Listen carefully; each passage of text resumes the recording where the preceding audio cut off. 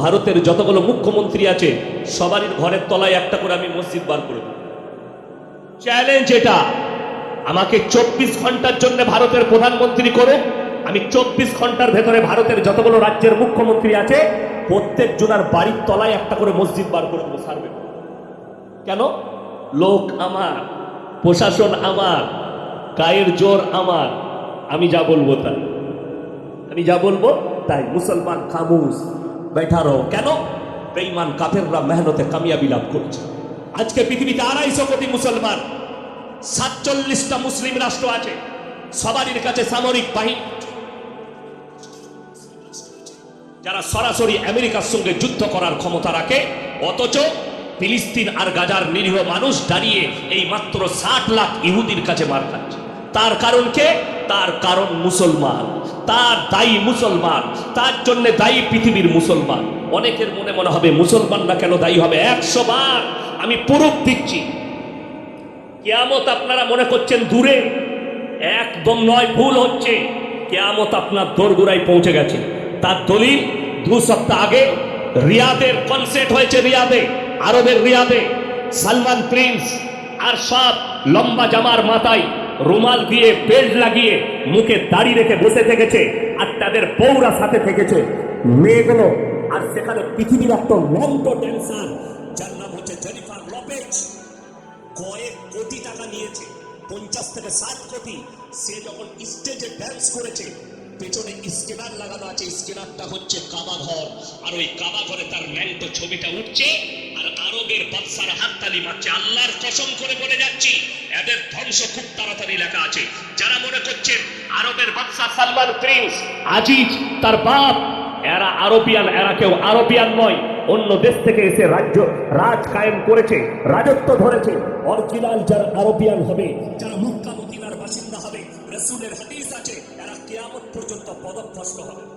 এই সালমান প্রিন্স একজন পদভ্রষ্ট। এটা যদি কোনো মৌলবি বলে যে না, সে ইমানদার, জেনে রেখেবেন ওই মৌলবির গলার ধরে কিয়ামতের দিন আল্লাহ জাহান্নামে নিক্ষেপ করবে, যদি হক না বলতে পারে। আজকে আমাদের সমাজ কিয়ামতের আলামত শুনবে। চাপড়া বাজারে যদি একটা 10 টাকা চুরি করে গরিবের ছেলে যে ভিক্ষা করে খায়, সে কোন ধর্মের জানি না, 10 টাকা চুরি করেছে, তাকে গাছে বেঁধে পিটায়, এই ছেলেটা চোর, চুরি করেছে। আর যারা কমে লাখ লাখ হাজার হাজার টাকা চুরি করছে, তাকে স্টেজে দেখে গলায় মালা পরিয়ে বলছেন এটা সমাজসেবী। এটা কিয়ামতের আলামত, লিখে নিয়ে যান। কিয়ামতের আলামতের মধ্যে বড় আলামত এটা। চোররা স্টেজ পাবে আর নিরীহরা মার খাবে। যারা হক পথে থাকবে তাদের কলার ধরা হবে, যারা মিথ্যার পথে থাকবে তাদেরকে সম্মান করে বরণ করা হবে। আজকে কষ্ট ওইটাই। কেন? মুসলমান কোরআন থেকে সরে গেছে, কোরআনের আদর্শ থেকে সরে গেছে, রাসূলের আখলাক থেকে সরে গেছে। আজকে বিজয় কেন আসছে না? ইয়ামান একা শেষ করে দিত ইহুদিদিকে, কিন্তু না, পারবে না। তার কারণ কি? একটাই কারণ, ইতিহাস খুলে দেখুন। নবী সাহাবীরা, আল্লাহর রাসূলের সাহাবীরা, 313 জন সাহাবী একদিকে, আর একদিকে 1000-এর বেশি বেঈমান কাফের। যুদ্ধ হয়েছে। আল্লাহর কসম, আল্লাহর প্রতি বিশ্বাস, কালমার উপরে টিকে থাকা, ইমানের উপরে টিকে থাকার কারণে আল্লাহ তাদেরকে জয় লাভ করিয়েছেন। জোরে বলুন সুবহানাল্লাহ। আর আজকে দাঁড়িয়ে মার খাচ্ছে। 42,000 খালি শিশু মারা গেছে 1 বছরে, নিরীহ শিশু, বাচ্চা। ইসরায়েল এত হামলা হেনেছে, বোম ফেলিয়েছে, নীরব হয়ে বসে আছে গোটা পৃথিবী। রাষ্ট্রসংঘে হারামের আওলাদরা বসে আছে, পৃথিবীর সবাই তাকিয়ে দেখছে। আজকে দেখুন, আপনি বলছেন আন্দোলন করব, আরে নূপুর সারমার থেকেও বড় হারামের আওলাদ হচ্ছে নাজিয়া ইলাইকা, যে প্রতিনিয়ত গালি দিচ্ছে। আমি আজকে এমন একটা কথা উত্তর দিয়ে যাব, যতগুলো শিক্ষিত হারামখোর আছে, যারা রাসূলের বিরুদ্ধে কথা বলে, যারা কোরআনের বিরুদ্ধে বলে, তাদের মুখগুলো ট্যাপ লাগিয়ে দিয়ে যাচ্ছে। আজকে আমি এই চাপড়া থানা, যারা রাসূলের উপরে আমল করেছে। আল্লাহ নবী সাল্লাল্লাহু আলাইহি সাল্লাম 6 বছর বয়সে মা আয়েশা সিদ্দিকা রাদিয়াল্লাহু তাআলা আনহাকে বিবাহ করলেন। 9 বছর বয়সে সংসার শুরু করেছেন। অনেক শিক্ষিত লোক বলছে, কার কথায় সুর মিলিয়ে? এই নূপুর সারমার মতো হারামের আওলাদ তার কথায় সুর মিলিয়ে বলছে আল্লাহ নবী কেন করলেন? নবীজি করেছেন 1450 বছর আগে। এই বদনামটা করছে, এই কথাটা কেউ বলে না। বছরের সুন্দর একটা যুবক, আর তিনি বিবাহ করলেন একজন 40 বছরের বুড়ি বিধবা হযরতে খাদিজাতুল কুবরা রাদিয়াল্লাহু তাআলা আনহা। এই প্রশংসা কারো মুখে নেই। খোঁজলেন এই ভারতের মাটিতে এমন একটা প্রথা ছিল, অমুসলিম ভাইদের সতীদাহ প্রথা।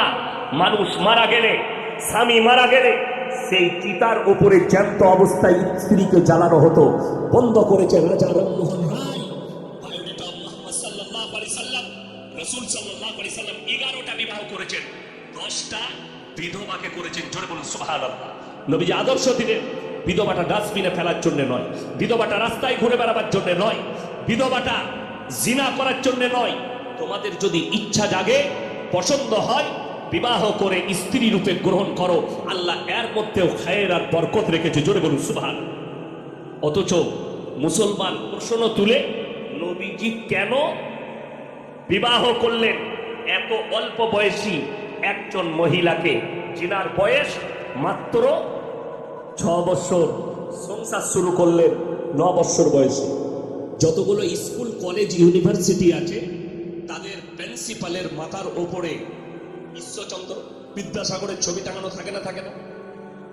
স্কুলের হেডমাস্টারের মাথায় কবিগুরু রবীন্দ্রনাথ ঠাকুরের ছবি, ঈশ্বরচন্দ্র বিদ্যাসাগরের ছবি, বঙ্কিমচন্দ্র চট্টোপাধ্যায়ের ছবি, স্বামী বিবেকানন্দের ছবি, সতেন্দ্রনাথ বসুর ছবি। এনারা হচ্ছেন মনীষী। শোনো, তুমি নবীজিকে গালি দিয়েছো। নবীজি 6 বছর বয়সে মা আয়েশাকে বিবাহ করেছেন এবং 9 বছর বয়সে সংসার শুরু করেছেন। নাম্বার 1 ঈশ্বরচন্দ্র বিদ্যাসাগর। ইতিহাস তুলে দেখলেন যেদিনে বিবাহ করেছেন সেদিনে ওনার স্ত্রীর বয়স ছিল মাত্র 7 বছর, 7 ইয়ার্স। কত বললাম? 7 বছর। যেদিনে বঙ্কিমচন্দ্র চট্টোপাধ্যায় যেদিনে বিবাহ করেছেন সেদিনে বয়স ছিল তিনার স্ত্রীর মাত্র 5 বছর। কবিগুরু রবীন্দ্রনাথ ঠাকুর যেদিনে বিবাহ করেছেন সেদিনে বয়স ছিল 11 বছর। সতেন্দ্রনাথ বসু যেদিনে বিবাহ করেছেন স্ত্রীর বয়স ছিল মাত্র 6 বছর। যত বদনাম কার? মুহাম্মাদের। যদি হিম্মত থাকে এদিকে একবার বলাৎকারী বলে দেখাও, আমাদের কোনো এতেরাজ নাই, আমাদের কোনো অভিযোগ নেই। বড় কষ্ট লাগে। আজকে ভারতবর্ষের দিকে তাকিয়ে দেখুন, গোটা সূক্ষ্মভাবে দাঁড়িয়ে আছে। কেউ একজন চাইছে, কেউ চাইছে যে এদের মধ্যে হিংসা বিদ্বেষ ভরে দাও, এদের মধ্যে কাটাকাটি শুরু হোক। তা না হলে আমি তো বলেছি ভাই, আমাদের রাজ্যের হাইকোর্ট যেটা আছে ওটাকে সার্ভে করা দরকার, অতলা একটা মসজিদ বেরোবে। এটা আমার দাবি, আমার দাবি থাকতেই পারে। তো হাইকোর্টটা ভেঙে দাও, হাইকোর্টটা সার্ভে করতে দাও আমাদিকে, 10 দিনের জন্য কোর্ট বন্ধ করে দাও, তার তলায় মসজিদ আছে, আমি প্রমাণ করিব। যদি না বেরোয়, বেরোয়নি, অসুবিধা নাই, এরপর আবার হাইকোর্ট চালু করো। কষ্টের বিষয়, দুঃখের বিষয়, এর জন্য দায়ী খুদ মুসলমান। সবাই নিয়ত করুন তো আজ থেকে 5 ওয়াক্তের নামাজি হবো। জোরে বলুন ইনশাল্লাহ। এ হাত তুলে বলুন ইনশাল্লাহ। নামাজি হন। আমি বলছি নামাজের 2টো ফায়দা। আমাদের সমাজে সব থেকে কম বেতন কার? কথা বলে না? ইমামের। ইমাম সাহেব আমাকে ফোন দিল, ওই ইমাম সাহেব কোথায়? কই? কত বেতন ইমাম সাহেবের? কত গো ভাই? 6000 টাকা। নামাজ মোটামুটি হবে না। আমার কত? আমার কাছে ফজরের নামাজ হবে না। কত ঘর আছে আপনার মসজিদে? 600 ঘর। আচ্ছা 600 ঘর যদি ধরলেন 100 করে দেয়, কথা বলেন কত হবে?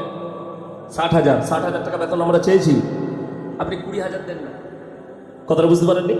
দিবেন না। 6,000 বেতন। আচ্ছা ইমানদারির সঙ্গে এরপর আমি পাঁচগুলো দিই, শুরু করুন, পাঁচ নিতে শুরু করে দেন। ইমামের বেতন 6,000। আমার আব্বাজির মাদ্রাসার শিক্ষক আমি, আমার বেতন 11,000। আপনার বেতন কত? 8,000। আপনার 14,000। ও আমার থেকে ওপরে মাদ্রাসা, আমিও মাদ্রাসার শিক্ষক, আমার 11,000। চলুন আপনাকে বলি, এই যে ইমাম আপনার গ্রামে আছে 6,000 বেতন পাই, ইনাদের বৌদিকে দেখেছেন রাস্তায় কোমরে কাপড় গুঁজে বন্ধন লোন গ্রুপ লোন করে বেড়াচ্ছে? কথা বলে না? নাই। 6,000 টাকায় এত বরকত আল্লাহ দিয়েছে, ইমামের বউকে রাস্তায় বেরোতে হয়নি। তুমি আল্লাহর কাছে কাঁদবে, তুমি 20,000 রোজগার করো, তোমার বরকত নাই, বউকে গ্রুপ লোন করতে হচ্ছে। কথা বুঝতে পেরেছেন? হাদিস শুনেলেন। আমার নবী বিশ্ব নবী বললেন, যারা আল্লাহর রাস্তায় দিনের পথে থাকবে আল্লাহ মৃত্যুকাল পর্যন্ত ইজ্জতের রুজি দান করবেন। সুবহানাল্লাহ। যারা আল্লাহ রাস্তায় দিনের পথে থাকবে আল্লাহ মৃত্যুকাল পর্যন্ত ইজ্জতের রুজি দান করবে। নামাজ কেন পড়বেন? 5 ওয়াক্তের আল্লাহ ওয়াদা করলেন, আমার রাসূল সাল্লাল্লাহু আলাইহি সাল্লাম হাদিস বর্ণনা করলেন, যারা 5 ওয়াক্তের নামাজি হবে মৃত্যুকাল পর্যন্ত তাদের রুজিতে কোনোদিন কমি আসবে না। জোরে একবার বলুন সুবহানাল্লাহ। আপনি নামাজ পড়ুন। রুজি মানে কি? রোজ দেশি মুরগি খাবে, ওটার নাম রুজি নয়। যদি মনে করে যখন নামাজ পড়লে রুজি পাওয়া যাবে, তাইলে মনে হয় রোজ আমি খাসির মাংস খাবো আর দেশি মুরগি খাবো, মারা যাবে রোজ খেয়ে। আমাদের ইমানদারি মিসবার হয়ে যাচ্ছে কিসে? খাবারে। রোজ ভালো মন্দ খাবার, তাই না? এখন আমাদেরকে কি খাওয়াইছে আমি এখন বলবো না, লাস্টে বলবো। কমিটির লোকরা আমাদেরকে কি খাওয়াইছে এখন বলবো না, লাস্টে বলবো। যাই হোক, মালিক খাওয়াইছে। আল্লাহর কাছে চাই না আল্লাহ দস্তরখানে পৌঁছে দেয়। আপনি নামাজি হন, ডাল আলু আসুক, খাবারটা যেন হালাল হয়। আমাদের মুসলমানরা হারাম হালাল কি বুঝেছেন জানেন? দ্বীনি শিক্ষা অর্জন করা নারী পুরুষের জন্য ফরজ না ফরজ নয়? ফরজ। কতটা ফরজ? মৌলবি হতে হবে না, মুহাদ্দিস হতে হবে না, মুকাররির হতে হবে না, মুফাসসির হতে হবে না, বক্তা হতে হবে না। আপনি অতটা দ্বীনি শিক্ষা অর্জন করুন যতটা করলে হারাম হালাল চিনতে পারেন, দিন বদ্দিন চিনতে পারেন, শিরক বিদআত চিনতে পারেন, কুফরি চিনতে পারেন। বেঈমান কাফেররা যে জালটা ছুটছে, সেই জালটা যে বেঈমান কাফেরের ছোড়া জাল, এটা যেন আপনি চিনতে পারেন। এতটুকু ইলম আপনাকে হাসিল করতেই হবে, এটা ফরজ। মুসলমানরা কতটা করেছে, কতটা ইলম আছে? আমার বাড়ি হচ্ছে একদম দিল্লি রোডের উপরে, Kolkata to Delhi road, Bardhaman Durgapur expressway, তার উপরেই আমার গ্রাম। তো মুসলমানদের ছেলে লরি চালায়, ট্রাক চালায়, গাড়ি দাঁড় করিয়েছে হোটেলে, ঢুকিয়েই বলছে 1 বোতল মদ দে। মদ খেয়ে নিলে এরপর হোটেলের কর্মচারীকে বলছে, ভাই মুরগির মাংস আর রুটি নিয়ে এসো। সে বেচারা মুরগির মাংস আর রুটি এনেছে। তখন জিজ্ঞেস করছে, মুরগিটা জবাই না কাটা? ওরা মার হারাম করকে জুতো করে। আচ্ছা, যে মদ খেয়েছে তার আর এটা জিজ্ঞেস করা লাগবে মুরগিটা জবাই না কাটা? মদটাও স্পর্শ করা হারাম আর কাটাটাও হারাম। সকালবেলায় আপনি যদি চাপড়ায় যান, কৃষ্ণনগর টাউনে যান, কোন রেস্টুরেন্টে হোটেলে খেতে গেলে আপনার জন্য শর্ত হচ্ছে জিজ্ঞেস করতে হবে, দাদা মুরগিটা জবাই না কাটা, ঠিক কিনা? এটা মুসলমানে কেন? আপনার দোয়া কবুলিয়াতের জন্য মুসলমানের জন্য প্রথম শর্ত আল্লাহ যেটা রেখেছেন সেটা হচ্ছে হালাল খাবার। আপনি যে খাবারটা খাচ্ছেন ওটা হালাল হতে হবে, তবে আপনার দোয়া কবুল হবে। চলুন, মুসলমান কতটা বুঝেছে। সকালবেলায় আপনি বাঙালজি বাজারে গেলেন, নাহলে চাপড়াই গেলেন, আরে রাতের বেলায় ইয়াসিন ভাই এসেছিল, ইয়াসিন ভাই বলে গেছে জবাই করা মাংস খাবি। আপনি গিয়ে কিনছেন জবাই করা মাংস, কিন্তু টাকাটা আবার সুদের টাকা, সেই একই মাল দাঁড়িয়ে গেল। কথা বুঝাতে পারলাম? টাকাটা সুদে, মুরগিটা জবাই। আপনি সুদের টাকাটাকে হালাল ভেবে মুরগিটা জবাই কিনছেন। শুনে, যারা নিজেদের সন্তানের মুখে হারাম খাবার তুলে দিবে, ওই সন্তান কোনোদিন নেক সন্তান হতে পারে না। এটা লিখে দেন, কাগজ থাকে তা। হালাল খাবার খান, সবজি হোক, ডাল ভাত হোক, খাবারটা যেন হালাল হয়। 5 ওয়াক্তের নামাজ পড়ুন, আল্লাহ যে খাবারটা দিবে। আপনি কি মনে করছেন কলকাতায় বড় লোক নেই? কোটিপতি, কয়েক কোটি টাকার মালিক, দিনে 50 লাখ টাকার ব্যবসা করে, কিন্তু রাতের বেলায় 2টোর সময় বাড়ি ঢুকে মদ খেয়ে বউ শুয়ে আছে কুকুরের সাথে, আর রাতের বেলায় মদ খেয়ে এসে প্যান্টটা খুলে দিলে আন্ডার প্যান্ট করে সুপার। সুখী না দুঃখী? দুঃখী। বউ কুকুরের সাথে, ও সুপার উপরে। আর আপনি এশার নামাজ পড়ে বিবির সাথে দস্তারখানে ডাল আর আলু সানা দিয়ে ভাত খেয়ে বিবির গলায় ফজর পর্যন্ত হাত রেখে ঘুমাতে পেরেছেন। সিজদায় পড়ে কাঁদুন, আল্লাহ তুমি আমাকে সুখী করেছ, আল্লাহ শুকর আদায় করুন। পয়সা থাকলে সুখী হয় কে বলল আপনাকে? পয়সা থাকলে খেতে পাই কে বলল আপনাকে? যাদের মনে হচ্ছে যার টাকা আছে সে সুখী, যার টাকা আছে সেই একমাত্র ভালো আছে, তাদেরকে বলবো সকালবেলায় কৃষ্ণনগরে ট্রেন ধরুন, কলকাতা চলে যান। প্রেসিডেন্টই জেলে গিয়ে পার্থবাবুকে জিজ্ঞেস করুন, স্যার টাকায় কত আরাম, উনি বলে দিবে। গার্লফ্রেন্ডের ঘর থেকে 250 কোটি টাকা বেরিয়েছে, পুরা রুটি আর ডাল ভাত খেতে হচ্ছে। আর আল্লাহর কৃপায় আপনি এশার নামাজ পড়ে বিবির দস্তারখানে শাক ভাত খান, জানবেন ঘুমটা ভালো হবে, টাকাটা হালাল। আপনি বসে চাপড়ায় 3 বস্তা আলু বিক্রি করুন, 3 পাঁচে 1500 টাকা লাভ হয়েছে, নাহলে 3 দুগুণে 600 টাকা লাভ। আল্লাহর কসম, টাকাটা হালাল, পয়সাটা হালাল, সেই টাকায় যা খাবেন সেটাই হালাল। আল্লাহর কাছে দোয়া করবেন, দোয়া কবুল হবে। মৃত্যুকাল পর্যন্ত হালাল রুজিটা মেটার করছে, ভালো মন্দ খাবার নয়। খাবার হচ্ছে হালাল খাবার হতে হবে, খাবারটা হালাল, বস্তুটা হালাল, টাকাটা হালাল, প্লেটটা হালাল। আপনার শরীরে যাবে, আপনি মরণের পরে আপনার কবর আসান হবে, কিয়ামতের ময়দান আসান হবে।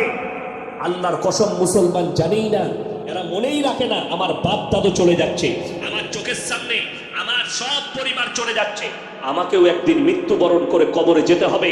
আর কোরআনে আছে, ওয়ামাল হায়াতুদ দুনিয়া ইল্লা মাতাউল গুরুর, এই দুনিয়াটা তোমাদের জন্য সম্পূর্ণ ধোঁকা। আজকে কষ্টটা কোথায় জানেন? আমাদের সমাজের লোক নামাজ পড়ে না, রোজা রাখে না, আল্লাহকে ডাকে না। তার কয়েকটা কারণ আছে। মদ খাচ্ছে, গাঁজা খাচ্ছে, ব্যভিচার করছে, গান বাজনা করছে, লোটো আলকাপ করছে। তার কারণ একটা, আজ থেকে 12 বছর আগে বেথুয়ার কাছে একটা গ্রামে আমি বাউল বুষ্টুমদের বিরুদ্ধে বলেছিলাম আমার গাড়ির লুকিং গ্লাস ভেঙেছে। খালি বলার কারণে, গান বাজনার বিরুদ্ধে বলার কারণে। কারা? কোনো অমুসলিম নয়, মুসলিম। আমার গাড়ির সিট, গাড়ির লুকিং গ্লাস ভেঙে দিয়েছি।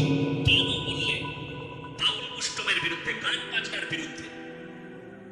আমি কিছুই বলিনি, খালি এতটুকু বলেছিলাম, তুমি যদি আমার গলসি থানায় হতে, তোমাকে কসাইখানায় নিয়ে যেতাম।